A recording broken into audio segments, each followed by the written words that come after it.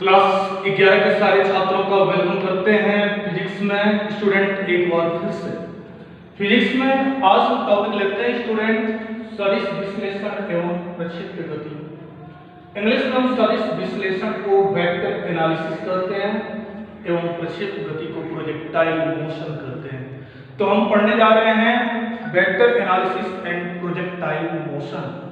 आइए स्टूडेंट सबसे पहले सदिश विश्लेषण में इस शब्द को समझना जरूरी है कि सदिश क्या है। सदिश क्या है, यहीं से सदिश विश्लेषण को हम समझेंगे। हम क्लास 9th में इस टॉपिक को समझ चुके हैं स्टूडेंट कि सदिश क्या होता है। सबसे पहली बात यह है कि जब आप अपने कॉलेज आते हो, आपसे कोई कहता है कि आप अपने घर से 4 किलोमीटर की दूरी पर चलोगे तो आप अपने स्कूल पहुंच जाओगे।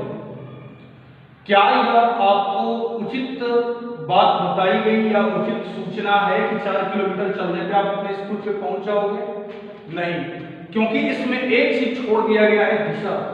आपको यह नहीं बताया गया कि 4 किलोमीटर आप किस डायरेक्शन में चलोगे, किस दिशा में चलोगे कि आप अपने स्कूल आओगे। तो जब परिमाण के साथ साथ दिशा बताई जाए, 4 किलोमीटर जो बताया जा रहा है स्टूडेंट वो परिमाण है, और इसके साथ अगर आपको दिशा बता दी गई कि आपका 4 किलोमीटर पूर्व दिशा में या पश्चिम दिशा में आपका कॉलेज है तो आप सटीक वहां पे पहुंच जाओगे।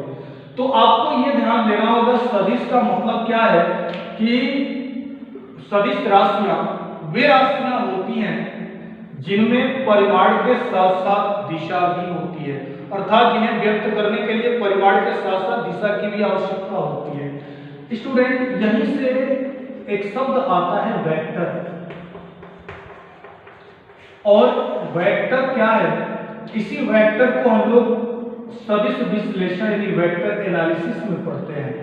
सबसे पहले स्टूडेंट मान लीजिए अगर हमने पढ़ा कि कोई वस्तु सदिश है, जैसे माना कि ए को हमने पढ़ा कि ए एक राशि है, एक क्वांटिटी है जो सदिश है, तो इसको सदिश को इंडिकेट करने का एक तरीका है कि हम ए के ऊपर इसके शीर्ष पर एक हम तीर का एरो का निशान लगाएं। यह एरो का निशान बताता है कि यह राशि सदिश है।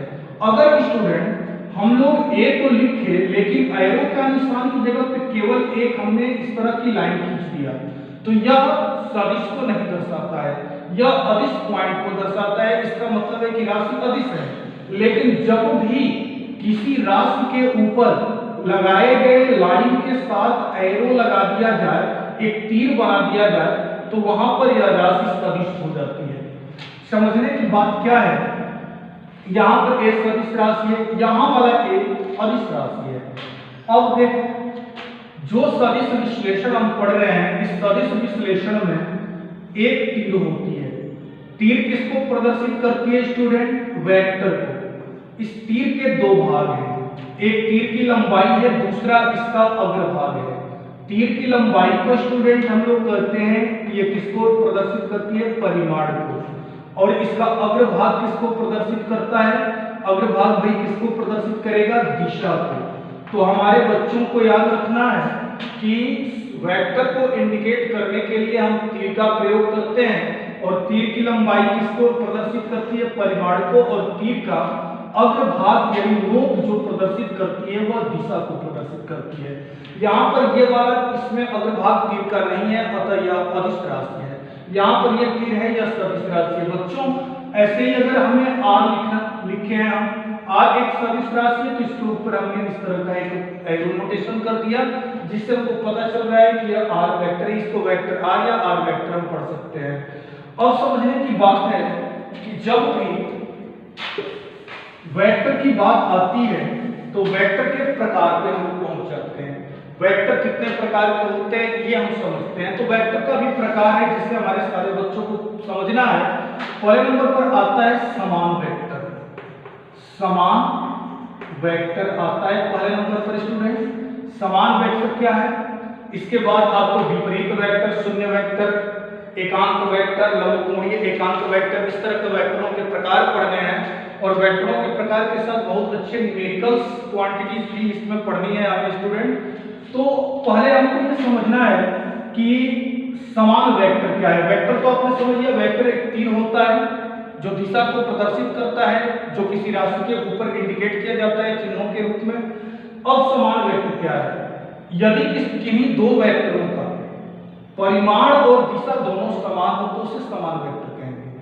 अगर हमारे पास ए वेक्टर है और बी वेक्टर है, अगर इनका परिमाण और दिशा दोनों समान है, जैसे दो मोटरसाइकिल चालक एक ही दिशा में, दोनों मोटरसाइकिल चालक अगर पूरब दिशा में 10 किलोमीटर प्रति घंटे की रफ्तार से चल रहे हैं, 10 किलोमीटर प्रति घंटे की रफ्तार से चल रहे हैं, दोनों का रफ्तार देखो, दोनों का स्पीड क्या है भाई, बराबर है। ये भी 10 किलोमीटर प्रति घंटे की रफ्तार में, ये भी 10 किलोमीटर प्रति घंटे की रफ्तार में, और दोनों का दिशा सेम है, दोनों पूरब दिशा की ओर जा रहे हैं।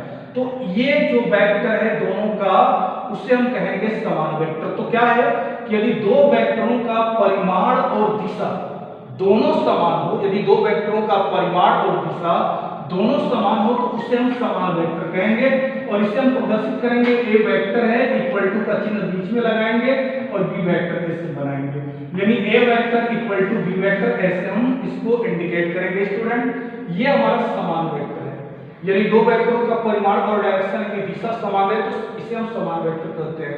अब बात करेंगे हम विपरीत वेक्टर की। विपरीत वेक्टर, अपोजिट वेक्टर, ये आपका इक्वल वेक्टर है। अगर आप सोचिए कि दो मोटरसाइकिल चालक सेम 10 किलोमीटर प्रति घंटे की रफ्तार में ये भी चल रहा हो, दूसरा मोटरसाइकिल चालक भी 10 किलोमीटर प्रति घंटे की रफ्तार में चल रहा हो, लेकिन एक दूसरे के विपरीत दिशा में चल रहे हैं, हम क्या बताएंगे कि यदि दो वेक्टरों का परिमाण समान रहे और दिशा विपरीत रहे, परिमाण समान हो और दिशा विपरीत हो तो उसे हम विपरीत वेक्टर कहेंगे। अब जरा इस एग्जांपल को देखें, 10 किलोमीटर प्रति घंटे की रफ्तार में एक बाइक चालक पूरब दिशा की ओर जा रहा है और 10 किलोमीटर प्रति घंटे की रफ्तार में एक दूसरा बाइक चालक पश्चिम दिशा की ओर जा रहा है। तो यहाँ पर दिशा विपरीत हो गई लेकिन परिमाण बराबर है, इसको हम कहेंगे विपरीत वेक्टर और इंडिकेट कर सकते हैं इसे ए वेक्टर। अगर हम इसे ए वेक्टर मान लें, पहले वाले बाइक चालक को दूसरे वाले को बी वेक्टर मान लें, A vector equal to minus B vector. Minus किसको इंडिकेट करेगा भाई, माइनस इंडिकेट करेगा दिशा को, जो कि इसका डायरेक्शन विपरीत है, अपोजिट है।